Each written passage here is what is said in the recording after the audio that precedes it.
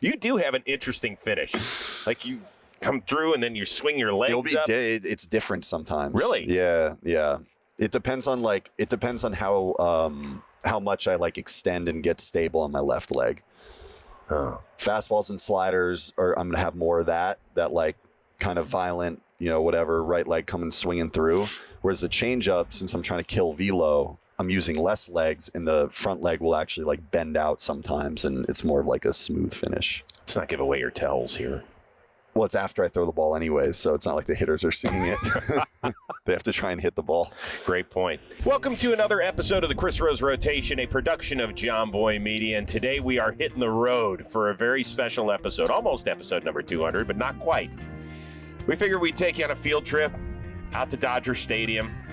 Look who's almost sitting in my seat. Lucas Giolito. California, sunny California. So you grew up about 40 minutes from here, right, in Santa Monica. Yep. How often did you make it out to this ballpark? Quite a bit. Yeah, I came out, watched a lot of Dodgers games, moved here when I was about 5 years old, and this is the stadium I came to the most. We'd make the trip down south to Anaheim sometimes, but spent a lot of time sitting in those which bleachers had the all-you-can-eat Dodger dogs? Is it left or right? Yeah, I moved here when I had a little money. So that part, I don't remember. I didn't grow up here, so I don't know which ones those were. But, I mean, come on now. You couldn't – your folks were paying for these seats. Not my folks, but yeah, the high school I went to. Oh, yeah, that's all right. All my buddies. Yeah. I would sneak in. I would sneak into the dugout club from time to time. We had some connections. So who'd you go with? Did you go with Freed? Did you go with Flaherty? Who'd you go with? I definitely came to some games of Max. I remember close family friend of the Freed, Scotty Tenen, was a visiting clubhouse attendant. Awesome. So he brought us down to the clubhouse one time, I believe, when I don't know what team was in town, maybe the Nationals or something like that, or Yankees, and got to go in, meet some of the players. That was a cool experience. And now being here as a player, it's like, I was walking around the field earlier before we got all set up, and I almost got emotional. Did you? Seriously, yeah. Because, like I said, this is the stadium that I watched Major League Baseball for the first time, and really fell in love with the game. So being here as a player, it's a bummer I'm not pitching this series, but I'm still going to soak it all in. So you haven't pitched here at all, have you? No, this is my first time to Dodger Stadium as a big leaguer. That sucks. They couldn't have reworked the rotation so that you could have gotten a hometown start? I mean, how awesome would that have been? It would have been cool, but I'm sure I'll get my opportunity in the future. You don't have to be political with me. You can be like, yeah, it does suck. It does suck. No, it does. But I'm coming off a good one on Sunday, so I'll take it. You're coming off two good ones. Home against the Marlins, which unfortunately you got a no decision, even though you gave up 1 run, 7 innings. Start before that in New York. Is it different pitching in New York? Oh, it is so fun. It is so fun pitching New York, man. The fans, especially the bleacher creatures, like they'll give you some shit when you're warming up, and they're yelling a lot of mean things at you. Just the energy in the stadium, especially considering the conditions when we were there. I felt like I was pitching in Gotham City. Yes. Like it was like all orange out, like it felt like we were in a comic book. And pitching there, amazing playing service, amazing mound, my favorite mound in the league. So I was able to show out and have a good one. Okay, so there's a few things I want to cover there. You were there when all the wildfires in Canada started making their way there. Could you feel it, like in your lungs and stuff? Day 2, yes. The day that the game got canceled, yeah. When I was walking around outside to get some breakfast, and everybody in Midtown, that's where we say Midtown Manhattan, everybody is like walking around the streets, taking videos, like people got masks on. It's like, what is going on out here? And when I was walking around, like I started to feel it like in my chest, like, oh man, it's like I'm smoking cigarettes or something. So you didn't go for your day after run? No, I don't do that anyways. You don't? No. Are you?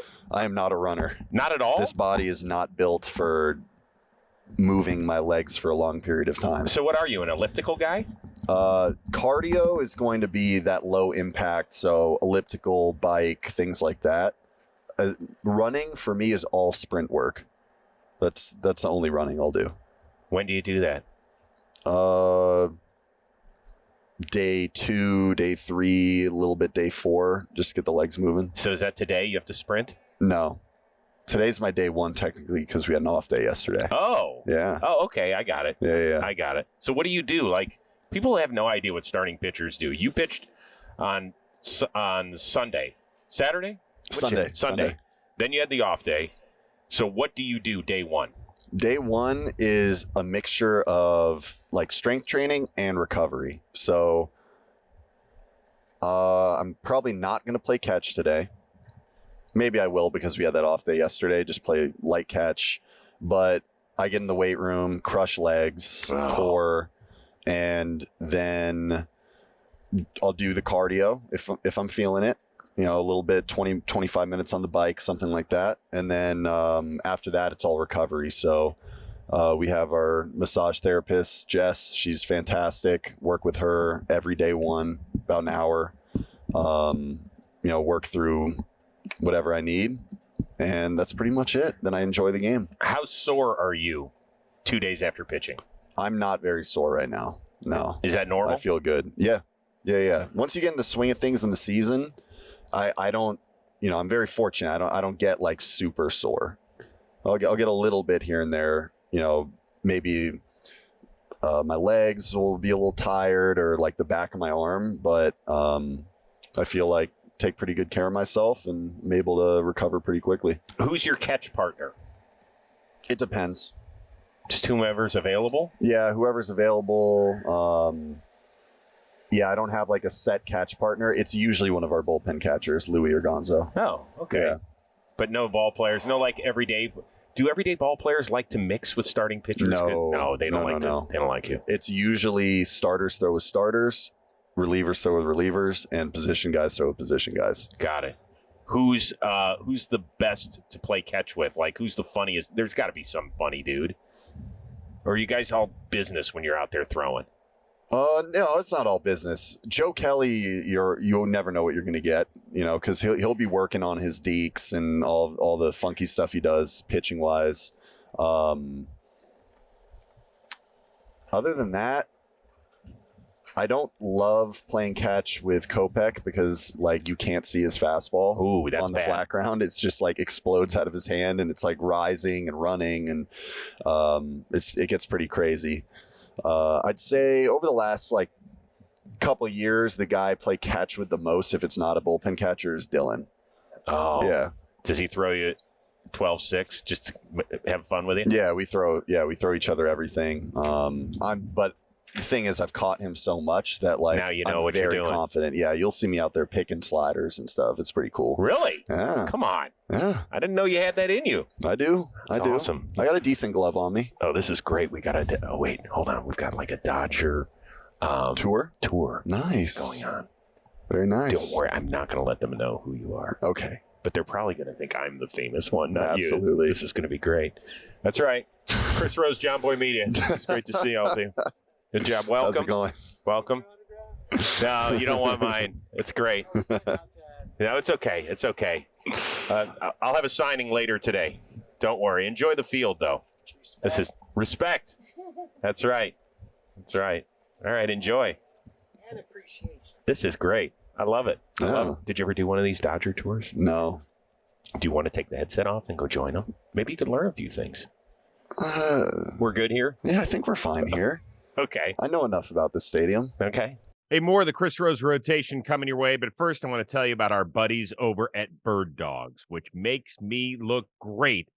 The summer months officially here. That means it's going to be hot. It's going to be sweltering. That means, boys, you're going to be getting that swamp butt, and you're not going to be feeling great unless you go get Bird Dogs. Why? Because their stretch khaki shorts are designed to fit slimmer through the thigh and the leg and give you that truly sculpted look.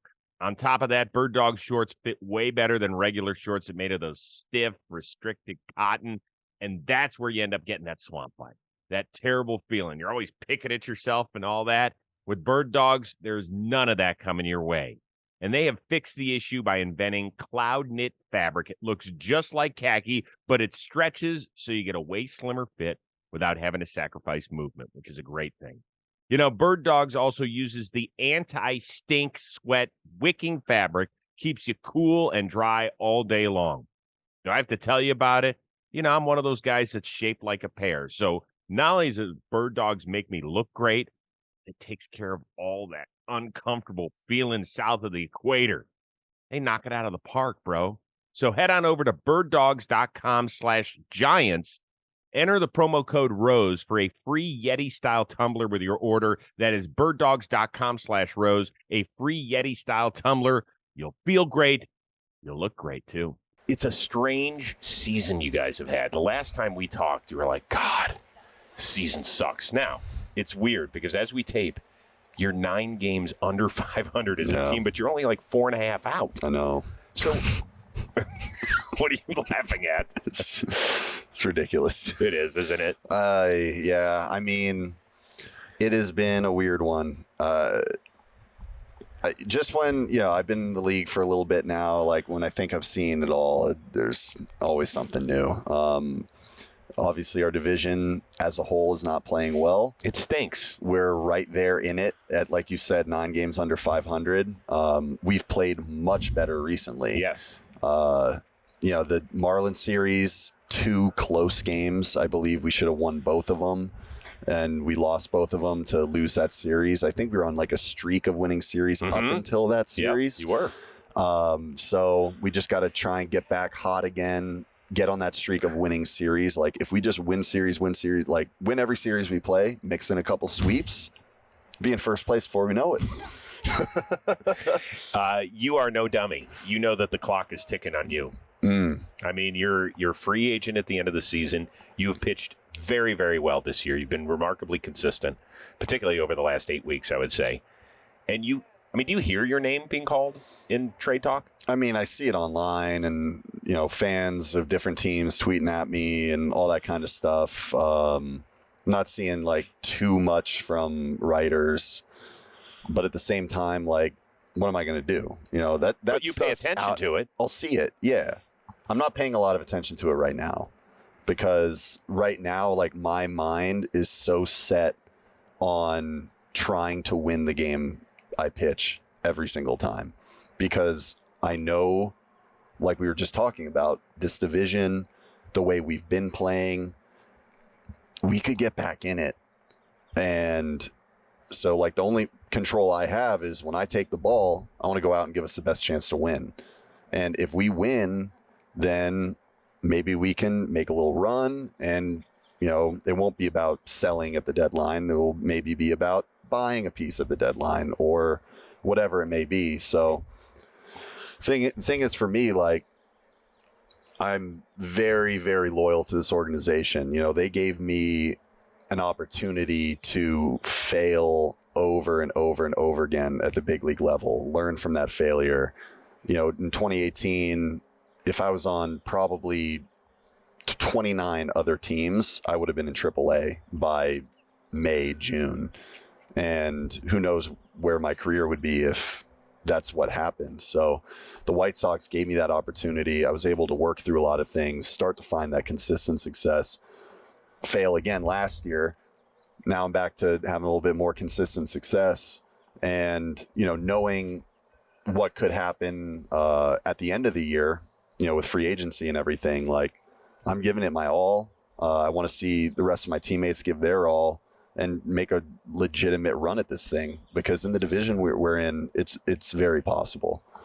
I mean, you're a bright guy, so you understand, and you've been around now long enough to understand the business, but are you disappointed there hasn't been an extension or anything? Or is that just the way it goes? No, that's the way it goes. Yeah. Not worried about that. Yeah. I mean, there have been talks in the past and things like that, but the way I saw it, staying in the system and just trusting that it's worked out pretty good for me so far. Are you anxious at all, though, not knowing that 6 weeks from now you could be up and moved somewhere? I mean, listen, the good news is that you would be going into a pennant race if this team isn't in it at that point.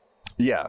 So, I don't like dwelling on like the what ifs of the future. You know what I mean? Because that does create anxiety for sure. Right. My like roots are in Chicago.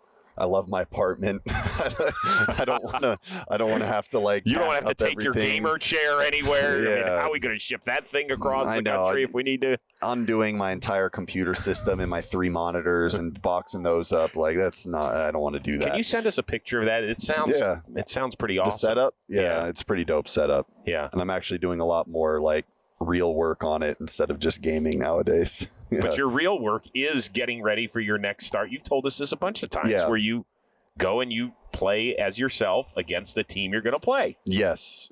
And you know what's funny is when I do that now, so when I play with myself. Keep going. Keep going. And I play as myself in MLB the Show. Right. For my scouting preparation, there is like a voice line that the in-game announcers have now that like talks about it.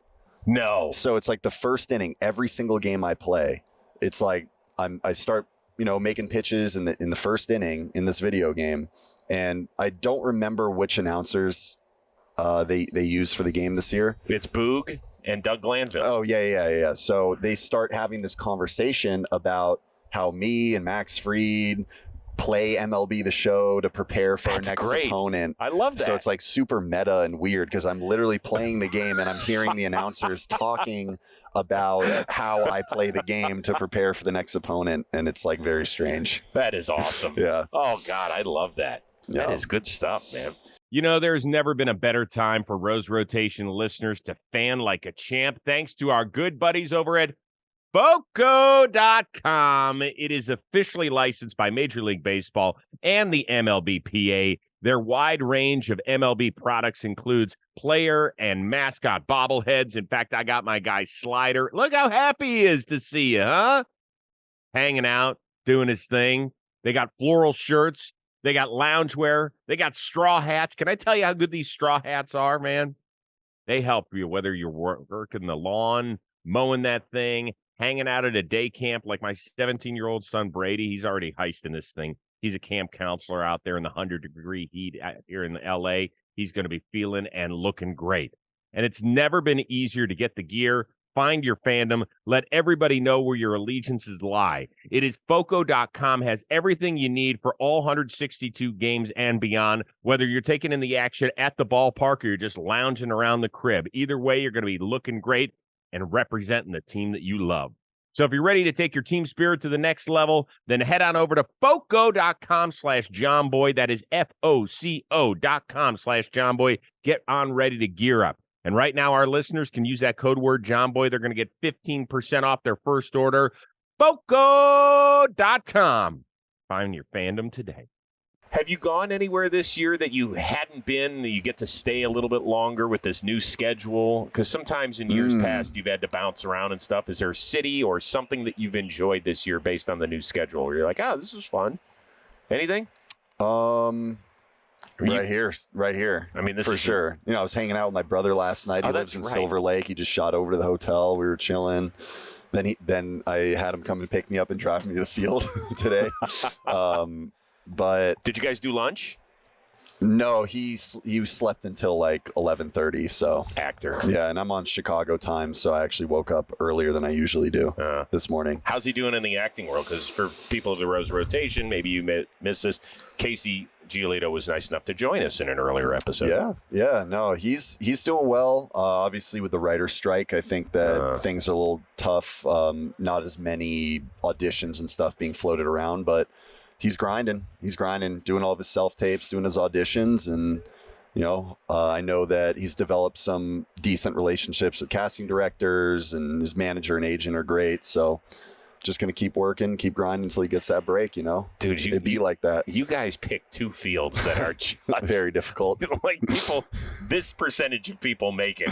It is, yeah, pretty difficult. Unreal. But I think making it in what he does is harder than me, because like everybody wants to be an actor. Only so many kids want to be a baseball player. There aren't many baseball kid wannabes that are waiting tables, is what you're telling me? No, exactly. That's not a thing. Like either you make it or you don't. Has he had a side gig where he's had to do like some?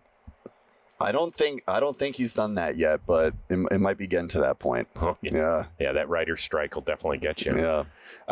there was an interesting story. I want to take you off the beaten path here for a second. Okay. I don't know how much you follow the Taylor Swift phenomenon with the concerts and everything. Oh, my goodness. Did you see that there are people wearing adult diapers to the concert? Stop. Because they don't want to get up and piss. Or worse. That's so foul. So T Swift came through Chicago. T Swift. I didn't know you guys were close like sorry. that. Taylor Swift came through Chicago. She had, I think she did like 3 nights in a row. I didn't go. I'm not much of a fan. Like, sorry, Taylor Swift, if you hear this, she's not going to hear this. I'll be honest with you. What do you mean she's not going to hear this? What type of shot is that at John Boy Media in the Rose Rotation?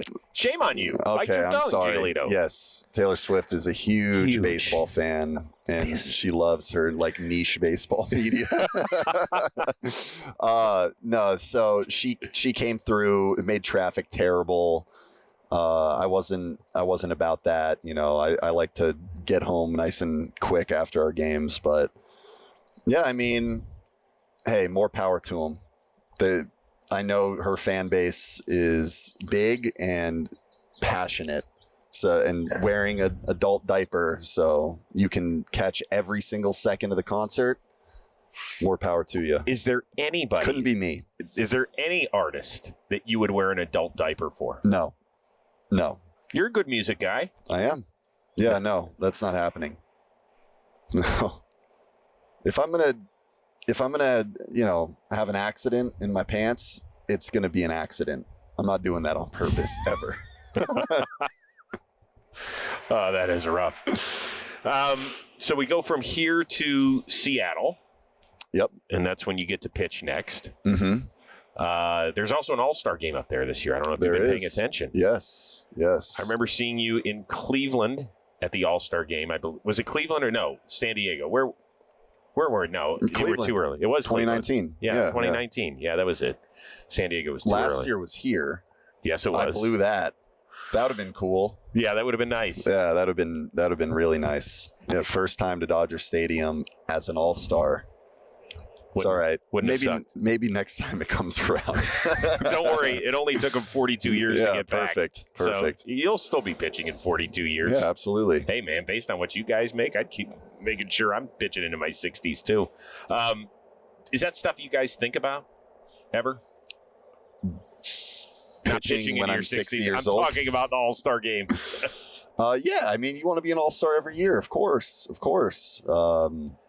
But again, it's kind of like what I was saying earlier with, like, you know, you're thinking about the future of what's going to happen with the all-star game every year. Like, if I go out and I'm like pitching to try and get the numbers to be an all-star, I'm going to be all messed up out there. Like, I go out and pitch, focus on each individual pitch, all the stuff you've heard me say before, you know, attack, aggression, pitch to win the game, and then the rest takes care of itself. I saw you get a big strikeout the other day against the Marlins. And I don't know, you do talk to yourself when you come off the mound and stuff. But do you have any idea what you're saying? Way to go, motherfucker. That stuff. My favorite recently has been "I'm that motherfucker." Ooh. Yeah. Really? Yeah. It's like I am him with a motherfucker thrown in. Yeah. Pretty much. Yeah, that's not really my personality off the field, but things change when I'm competing. Yeah. But we'll never hear you like Lance Lynn. No, he's the legend. He's like top tier pitcher celebrations. Like, he will go down in the record books as one of the greats. So you're not going to be grabbing your package anytime soon? No, that's not really my thing. He does that because he wears a cup. He's readjusting. I don't wear a cup when I pitch. Oh, come on. Most guys don't. Most pitchers don't? No. I saw David Price get hit in the nuts, line drive. Remember that? That's the risk that I'm taking. Yeah. Not so sure. It's a great one. I feel like if I wore a cup up until I got to high school. Then when I got to high school, all the, you know, upperclassmen, none of them were wearing cups. I was like, well, fuck this. I'm not going to wear a cup anymore. And then I became a pitcher only. And so once I really started seriously pitching, I never pitched with a cup on. And now if I were to like try and pitch with a cup on, I feel like it would mess me up. So why do you think Lance does and the rest of you guys don't? It's like the opposite for him. So like he grew up like always wearing a cup, and then I think he said he tried at some point, maybe his amateur career in college or big leagues or whatever. He said he tried pitching without one, and it was uncomfortable and weird, so he went back to always wearing it. Yeah. So it's just like the opposite. Interesting. Yeah. I don't know if I could take that risk. That you are the closest person to the batter. Yeah, but the thing, like, you finish your pitch, like, the chances of that happening are pretty low, because, like, I finish my pitch and, like, I'll swing my right leg up in front and that will be protection, or sometimes spin off, so it's like I'm not even facing that way. Yeah. Obviously, anything could happen, but yeah. So we're going to call your right leg the penis protector from here on out? Sure. That's great. Does that make you comfortable or uncomfortable? I love that. It's perfect. You do have an interesting finish. Like, you come through and then you swing your legs up. It's different sometimes. Really? Yeah. It depends on how much I like extend and get stable on my left leg.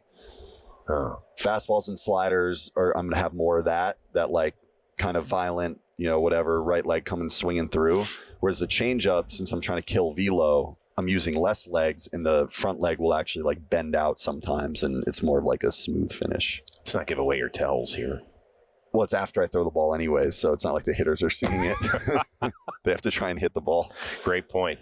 Today's episode of the Chris Rose Rotation presented to you by these guys over at Shady Rays. I want you to take on the sun this summer with gear that is built to last. Our friends at Shady Rays, they have you covered with premium polarized shades at a very affordable price. In fact, Shady Rays offers a world-class product just as good as any expensive pair ever worn. Durable frames, crystal clear optics. Can I tell you look great right now? And that's not all. Shady Rays offers the most insane protection in the history of eyewear. Every one of these bad boys is backed by lost and broken replacements. So you're probably saying, Chris, what the heck does that mean?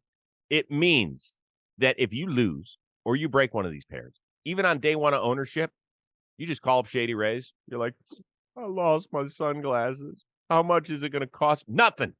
It's going to cost you nothing. They're going to send it to you. They're going to have your address on file. You're going to say, well, don't you want to hear what it... No, they don't care. They don't care what happened. They just want you to be happy and look great. New pair of Shady Rays is coming to your doorstep just like that. And exclusively for our listeners, Shady Rays is giving out their best deal of the season. Head on over to ShadyRays.com. Use the code word ROSE. 50% off 2+ pair of polarized sunglasses. Did you hear me? ShadyRays.com. Code word ROSE. 50% off 2+ pair of polarized sunglasses. Man, it's going to be hot and sunny this summer. Don't you want to look and feel great? Of course you do. Is Liam on the trip or not? I think he is. I'm not 100% sure. How emotional was that night when he walked my God. Through the doors? Chills, man. Like, chills thinking about it right now. It's crazy.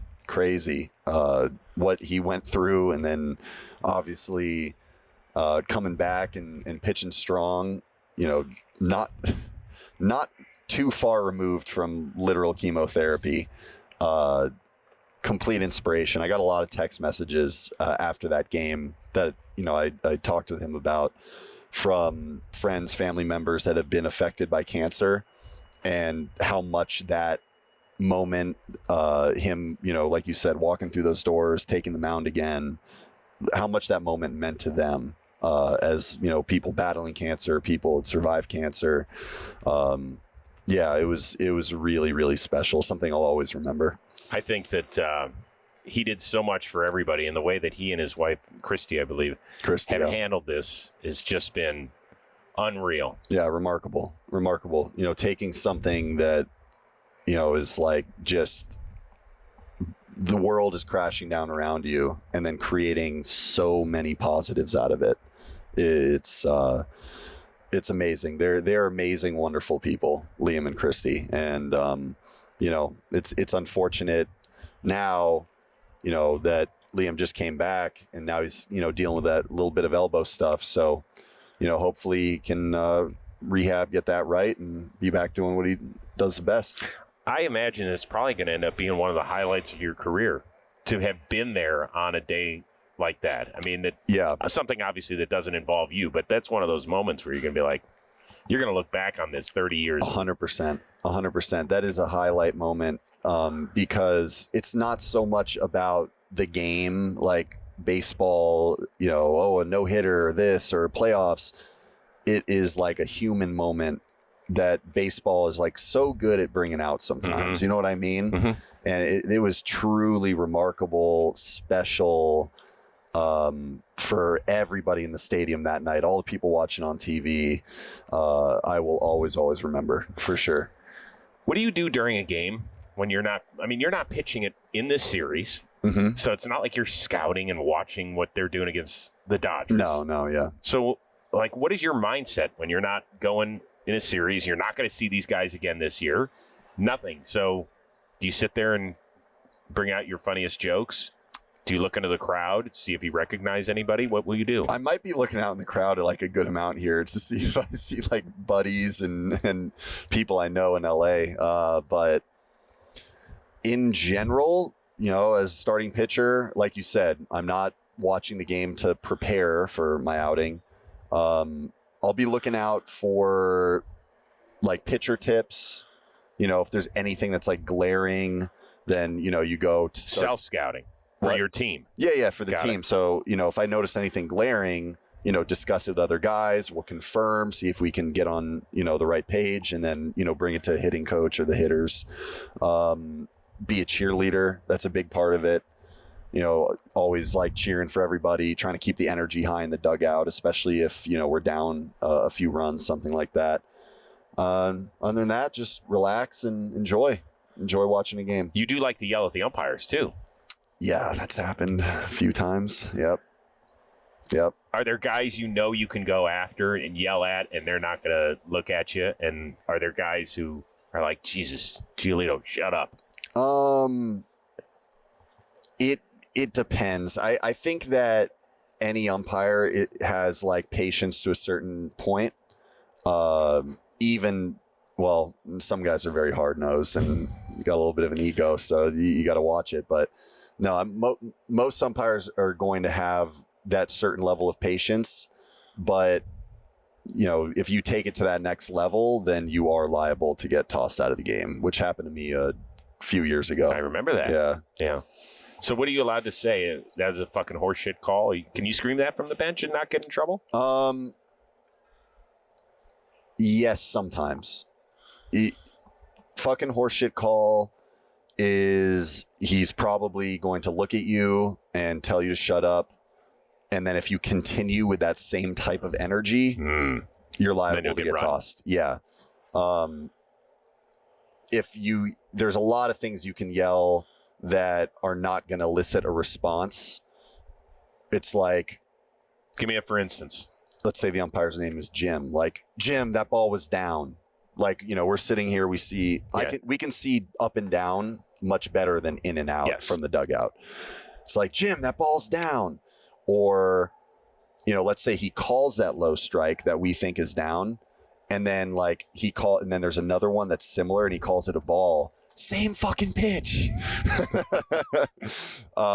Stuff like that. I think that's all fair game.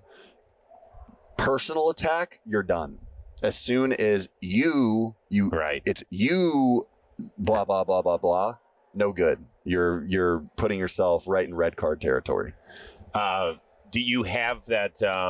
Do you discuss stuff with umpires when you're pitching during games? Yeah, here and there. There was example Sunday. I don't remember what inning. I threw we were supposed to go up and in. I believe it was to rise. We were supposed to go up and in. I missed up and away. Sebi catches it like this. And to me, like from my view, it looked like it was still a strike, even though like I missed hitting him like where he was set up. It was like over here. And so just real quick, like he calls it a ball. I'm like, ooh. I get the ball back and I'm like, was that out or was that up? And he said, out. I'm like, okay, that's fine. Okay. And so that's like one example, I guess. Other than that, like sometimes in between innings, talk about like a pitch or two. I remember, I don't know if it was the same outing or like 2-3 outings ago, like I thought I stuck a heater down in a way. It got the bottom of Seb's mitt and came out. So, it might have been New York. Got the bottom of Seb's mitt and came out because he was trying to frame it up. And I reacted on the mound because I thought it was strike 3 looking, and he called it a ball. I didn't say anything at the time, got the ball, and then in between innings, I go checking my hands, and I think he actually brought it up. He was like, on that pitch, I had it down. It could have been a strike, but like considering how it came out, right? Like it's a hard call to make. And I said, yeah, I got you, no worries. So you appreciate that when he says something. Yeah, of course. Fair enough. Yeah. Open communication and honesty, and that's great. That's always great. Have you been asked to have your hands washed? I think maybe once or twice, but that's just because like sometimes the rosin, if you're using the rosin heavily and like you're going to like your face and getting like the oily sweat and stuff, and you're a sweater. Yeah, it can sometimes like discolor your fingers, and then you're ripping on the ball, you're touching your glove, like all the different stuff. You'll start to get like black gray fingers. Ew, that sounds horrible. Sounds gross. I mean, we're rolling around in the dirt playing a game, it is what it is. So,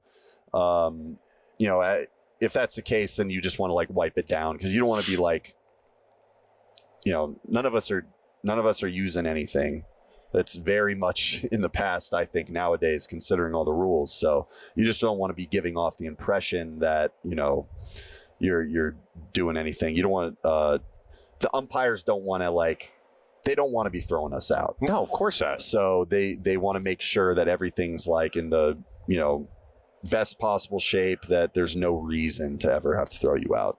But no, I've been good. Okay. Yeah. Yeah, it's just, to me, it's a weird thing. I've watched baseball for decades, and I can't ever remember them asking people to wash their hands.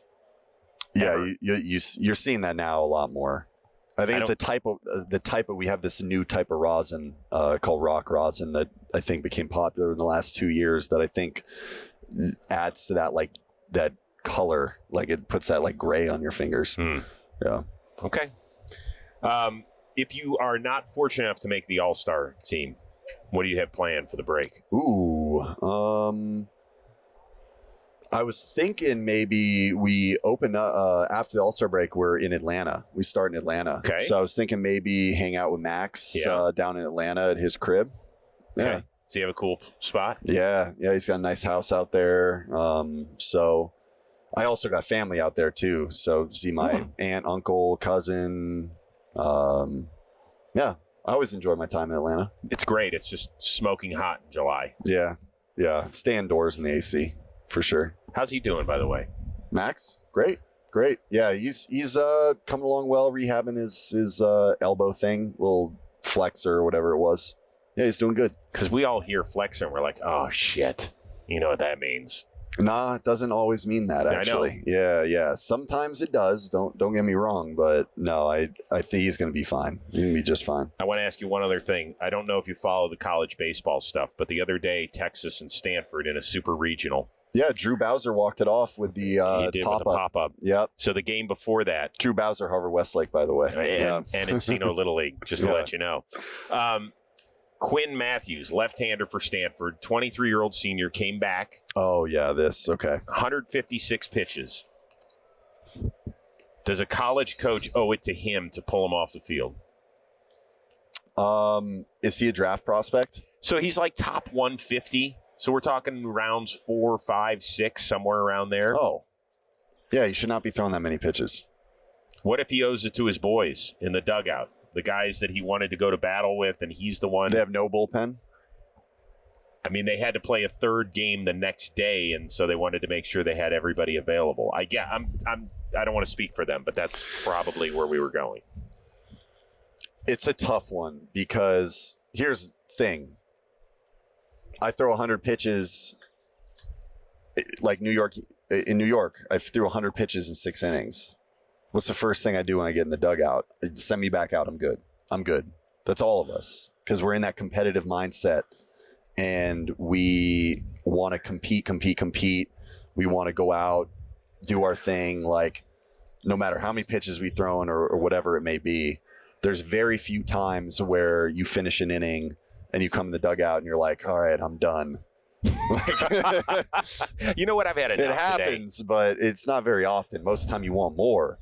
And, you know, in college, I didn't go to college. I didn't play college ball. But Right. when I watch it on TV and YouTube, I watch YouTube highlights and stuff during the playoffs. It looks very intense. Like, these kids are getting after it. You know, they're playing with a very high level of intensity. And I mean, I can see the starting pitcher is going to ask for the ball every single inning. I don't care what my pitch count is. Like, we're trying to get to the College World Series. It's on the coaches. You know, you got to protect your player. But the thing is, college coach's job isn't necessarily to protect the player. College coach's job is to win, you know, have a winning team, win College World Series, because then you're going to recruit better. Mm-hmm. You're going to make more money. You're making more money for the school. You're making more money for yourself. So, college coach is going to ride the best guy. It's not necessarily the best thing for them, for their future. But I don't know. Does one game where you throw 150 pitches matter in the grand scheme of things? Like, not necessarily. Like, I'm sure he's fine, feels good, is going to bounce back for his next start. Great. But it's risky. It's very risky. Yeah. You won't be getting to 156 anytime soon. They will not no, that is not a thing here. They will not let us do that. We also pitch a lot more innings. Yes, you do. Yeah. Yeah. This was fun, man. This was awesome. Just hanging out, Yeah. talking ball. This is great. Weather's nice. Yeah, I know. We had the cloud cover, which I really Yeah, like. we got Now the sun's coming through. out a little bit. All right. Yeah. Yeah. I imagine it'll be kind of fun. You get to see some players you don't get to see up close very often. I mean, I know you played against Mookie when he was in the American League. And Well, in spring Freddie training. Freeman. Oh, Spring yeah, training, you guys share a complex. Yeah. See him all the time out there. Yeah. It's a little different, though. Yeah. Those dudes are studs, man. Oh, yeah. Those are two future Hall of Famers, those guys. Mm-hmm. Not bad. Would have Yeah. liked to have seen you on the mound, but that's not a big deal. Yeah. I'm sure someday. There's another Hall of Famer running sprints out there. Oh, Kershaw? Yep. Yeah, slacker. Talk to him. I don't know. Amazing. Yeah. He's got, from what I've heard, his routine is like down to the, second minute? It is. Yeah. Don't fuck with it. Yeah. Do not screw with his routine. So, this was fun. We'll get to do a few other things, I'm sure, out here. You're hanging out. You got some spare time in between your sprints, your massage, your leg day, checking in and make sure your brother got his tickets and all sorts of stuff, right? Yeah. You got him tickets, didn't you? Yeah. He's all set. BP passes. Gonna have a lot of people out here for BP Oh, that's later. adorable. Yeah, it'll be great. All right, have fun. This was great. We're going to have to do it again in person sometime, maybe on the south side of Chicago. Oh, come on down. For the one and only Lucas Giolito, our amazing producer, Robbie Scirocco, our summer intern, Alden Stone. I am Chris Rose. We will see you next time on the Chris Rose Rotation, a production of John Boy Media. I got to get you a shirt, by the way. All right, next time. Yeah.